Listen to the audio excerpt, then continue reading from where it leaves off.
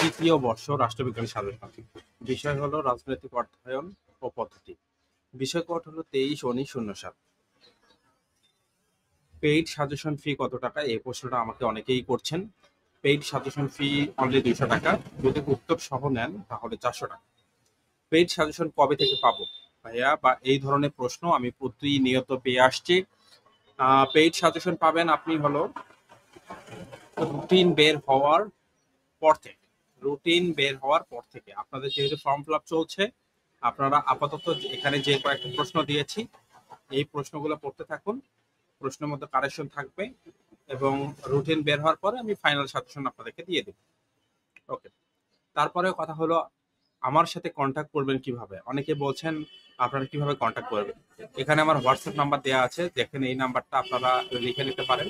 এই নাম্বারে অবশ্যই আপনারা যোগাযোগ করতে পারেন যদি পেইড সাজেশন নেওয়ার প্রয়োজন মনে হয়। কারণ আমি কাউকে ফোর্স করছি না বা ফোর্স করব না, আমি এ ধরনের কখনো করি না। আপনাদের যদি মনে হয় সাজেশন নেওয়া উচিত তাহলে আপনারা অবশ্যই নক করবেন। গুরুত্বপূর্ণ 10টি সংক্ষিপ্ত প্রশ্ন সাজেশন। প্রথমটা হলো আমরা দেখতে পাচ্ছি যে রাজনৈতিক অধ্যয়ন পদ্ধতি বলতে কি বোঝো? প্রাচীন ও আধুনিক রাজনীতি অধ্যয়ন পদ্ধতির মধ্যে পার্থক্য লিখো এবং বর্ণনামূলক পদ্ধতি বলতে কি বোঝো? এবং তারপরে প্রশ্নটা হলো তুলনামূলক পদ্ধতি গুরুত্ব কি? প্রায়োগিক গবেষণা বলতে কি বোঝায়? বৈজ্ঞানিক পদ্ধতি বলতে কি বোঝায়?